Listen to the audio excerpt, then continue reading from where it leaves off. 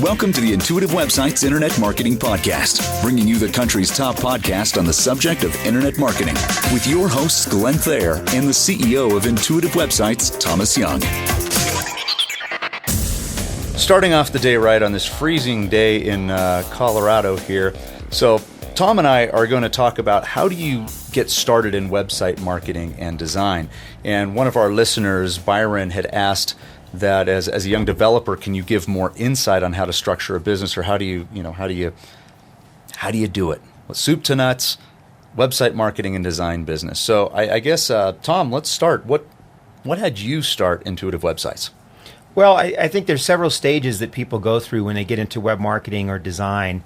And what's real interesting is that a lot of us that got into this field, we just kind of fell into it. And I think people are still doing that. There's a tremendous need for people to work in this field. And what we found is that there's about 4 stages that we go through. And one is the idea of you're a solo provider. And then as a solo provider, you do what you can, you do everything. And you're providing services for your clients, and you're doing SEO, you're doing design, you're doing development. And then at some point you realize, I've got too many clients, I can't do everything, and you start to get help. And so you look for contractors to help you. And this is a major step in the evolution of getting started in this business, is when you move from the solo individual person doing everything to bringing contractors in to help. So instead of doing it all by yourself, trying to get everything done, soup to nuts, you bring in some other people who might have a little more expertise in some other areas, whether it's a graphic designer, whether it's somebody who knows SEO. Absolutely, and this whole idea of bringing contractors then puts you in this area of, now I'm responsible for someone else's work. And what you start to realize really quickly is the challenge of finding team members that will mesh with you and get the job done well. And then the next step from contractors is employees, and this is a huge step for folks getting started in website marketing and design. Is when do we make that next level and get to employees where you actually have payroll that you have to make? And then the final step is what I'd call the business model step, or when do you scale it up so that you're going to be a real company and a real business? Those are really the 4 stages that website developers go through. But the things that happen along the way, and in fact, some of the biggest mistakes that happen along the way have to do with people and building the team. And what is generally the biggest mistake is that folks get confused between job functions and what needs to get done for the website. And in fact, we've talked about this in other podcasts. One of the biggest mistakes people in this business make is hiring the wrong person to do the wrong work. Now, over the years, this has become more clear, but we still have a lot of folks that claim to be designers that are really developers, or they're designers that are trying to learn SEO, or they're content writers that are trying to learn SEO, or developers trying to be web marketers. It's the whole gamut. Yeah, so, if you ever want to see a designer that's a developer that wants to be a designer, all you have to do is go to basically any governmental website or school website. You'll see exactly that. The user interface is the absolute worst. Oh, you can always tell true. the developers did that. The thing that I notice the most about developer websites, when developers claim to be designers, they center everything. So if you see a website with all the content and everything centered down the middle, that's a developer attempting to be a designer. Or the flip side of that, too, is I did see, it's funny, what is it? I want to say it was Cherry Creek School District. Yes, I'm throwing them under the bus. I was on there to log in, and to get in there for the user interface was done by a designer, not a developer, because you have no idea. You have these pretty pictures, these huge icons that have no information. And it feels like you just got an Apple device that's not intuitive. Yeah, and then once you get in through that portal and you're able to figure out how to get in, then you can tell the developer did the design, because there's a complete lack of user interface after that. It's so true. And so if you're starting off as a solo kind of entrepreneur in website marketing, your challenge is going to be, at what point do you bring contractors in? And before you even get to that, one of the biggest challenges you'll find is, how do I market myself to bring in clients, and then how do I do the work, which is classic in starting any business. And what you'll end up finding yourself doing, which is what I did and what a lot of us do, is you do a lot of marketing during the day, promoting yourself, getting new clients, and you end up doing client work in late afternoon or evenings. And it's just how it ends up working until you get enough of a client base where you can get some help, so that not all the work that you bring in is for you to do, but you can spread it out among the team. Well, doesn't it also happen too when you get to a point where you figure out that a client may ask you for something a little outside of your zone of expertise? So if they come in and you're great, you might be great at marketing, you might be great at design, but the development, the back end and the coding and all the PHP you may not be familiar with. Is that a good time when you know you probably need some help? Well, it's interesting because I want to take your question back a couple steps, and it has to do with understanding the kind of clients that are right for you. And in fact, one of the best things you can do when you're just starting out in website marketing or design is say no to certain kinds of clients. Now, I made the mistake of saying yes to everybody when I started out, and it was one of those take 2 steps forward, take a step back things. I'd rather just take 2 steps forward and keep moving forward. These are hard lessons to learn, but before you even start the business or start doing the work, make a list of the kind of clients that are right for you. And it can come down to very detailed things like the personality of the client, how often they get back with you, what is their communication like when they're working with you, how much do they understand what you're doing versus you having to train them. All of those things make a huge impact in how much you're going to struggle early on. Now, you might lose some revenue and some income by turning some clients away, but over the long term, you'll make that up and things will go really smoothly. So is there an ideal, what would you say from a hiring mistake standpoint? Because once you found out your ideal client, you start pushing things out.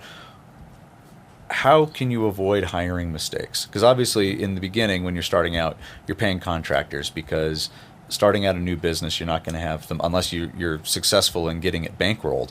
But other than that, contractors, what do we have to look for when we're hiring contractors? This is another great question. And the mistakes we made early on was to hiring contractors that we had another relationship with. They were either a friend of a friend or a friend of ours or a family member. That's the worst mistake you can make, because what you're trying to do is help someone out who may not have the skills that can do the job. What we found works best is to, if you have a team already, find out who on the team is really good at hiring and who's really bad, right? And if you don't have a team and you're going to do the hiring, the best thing to do is focus on past performance. It's real concrete. Everybody looks great in an interview. Everybody looks great on paper. But what has their past experience really been? References are critical for that too. If references don't call you back, do not hire that person. We've made the mistake of doing that. And the other part then is to do a trial period with contractors. Start with one project or one piece of a project and look for how they do. And one of the key things is, how responsive are they? Do they disappear after the first day and you don't hear from them for 3 days? Do they respond to emails within a few hours, a few minutes, or does it take days to hear back from them? All of those things are key indicators. Once they get through the trial period, you'll know, because if they do excellent work and the client's very happy and you're very happy, then this person is someone you want to add to your team and they'll work out. What about the concern that a lot of people have is hiring somebody smarter than they are? That's a good question. I think it's a great thing to do. Now, I have hired people. I don't know if they were smarter than me, Glenn, but maybe they were. But what might happen is they could just take off and start their own company. They'll learn everything you know, and then take off and do what you're doing. So that comes back to what you want to do with your company once you get past the employee phase and how you want to be scaled up. And it also depends on the task. What we've found is that the more strategic the person needs to be, the higher the chances are that they'll jump ship and go do their own thing.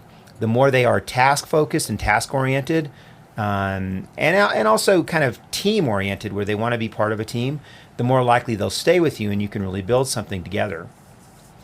Well, what about looking at resources from just a business standpoint? Because obviously, okay, so if you've got the employees, whether it's contractor or on payroll, what other resources are out there from a business standpoint, like more small business resources? Well, there are lots of resources out there. In fact, in one of the action items in the podcast is for you to have a coach, some kind of a business coach. There's a lot of people that are independent business coaches. You can hire them hourly to help you out with business issues. We're heavily involved in an organization called Vistage. which you can see more at Vistage.com. And there are organizations like this that are specifically attuned to helping you succeed in business. In fact, they have a track record of doing that. If you're involved in these organizations, your chances of success go way up. And not just, being that you're in website marketing, these organizations have potential client pools for you too. But really the primary thing to get in there for is to learn how to run a business and how to make it scalable, if that's what your goals are. Well, there's also some other local chambers of commerce are probably good places to go too, if you're looking for some other resources. And some have SCORE. What is it? The Service Corps of Retired Executives. Small Business Development Centers, Chamber of Commerce's, your local business development centers. All of those areas can probably start off with giving you free advice. The thing about starting in this area of website marketing design is you might think the priority is get clients and do good work, but it is a priority, but almost a bigger priority is to get this business coaching and understand how to run a business, even if it's you, because at some point, for example, let's say you host websites for clients. You start off small. Next thing you know, you're hosting 20, 30, 40 websites. You have a business now, and you're going to need help on how to run that business from a management standpoint and for finding new people as well. Well, what about you say you're starting to host and you're getting big. Well, I think all businesses hit that point where you're like, we have a problem. We're growing too fast. That's right. Absolutely. What should our viewers and listeners be looking out for as far as growing too fast? Well, I think one of the key things with growth is that growth can kill a business. You might think, what? Growth can kill business? But it can. Because if you grow too fast and your expenses rise, your expenses will rise ahead of your income. And then before you know it, you have major cash flow problems. And then that might lead to letting people go, or people might leave that are core to the business. So growth has to be managed. It's a double-edged sword with growth. On one side of growth, you have to go through it to learn what it's like, and that's challenging. But on the other half of it, it can be really good too, and all businesses need to grow.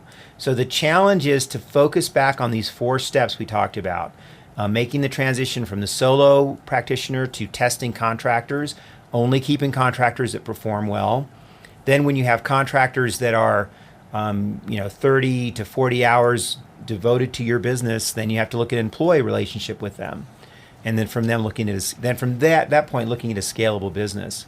So the key really to not having growth kill your business is to have a business plan, work with a business coach, and plan things out in stages with a major focus on hiring the right people.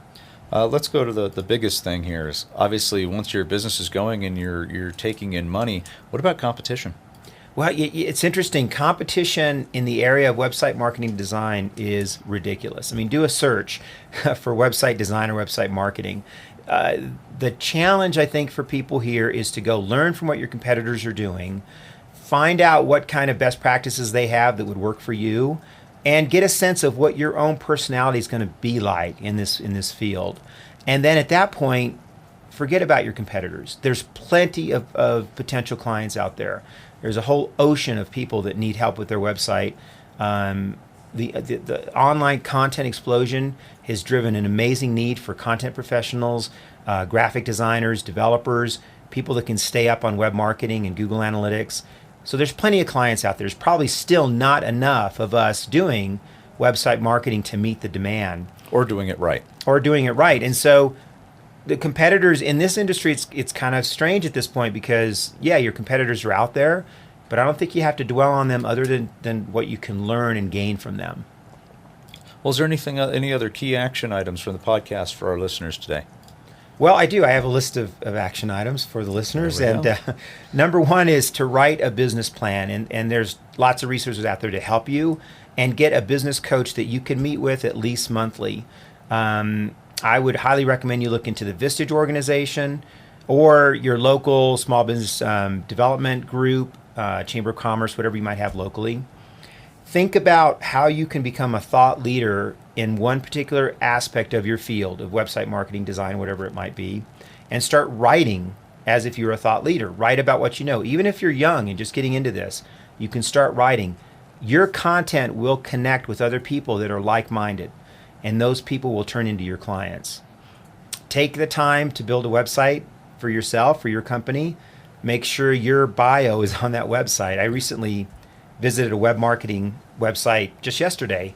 No about us, no information about the people behind the company. So you want to have that on your site. Or the about us says, we're dedicated to forwarding the mission of our clients. And there's no pictures or any information. It's vague, and we don't even know who the people are behind the company. And then finally, I have a book coming out, Winning the Website War. Reserve a copy of that book because that is really the fundamental key strategies to website marketing. And there's a lot you can take from that. You can learn from my 15 years experience in this field. Well, fabulous. Thank you so much, Tom. And folks, thanks for joining us again here at the Intuitive Websites Internet Marketing Podcast. And once again, if you do have something that you want us to cover, just like Byron had suggested today, is how do we start doing a website marketing and design firm? Same type of thing. We're happy to get to those. So keep those coming. Thank you so much for being here with us.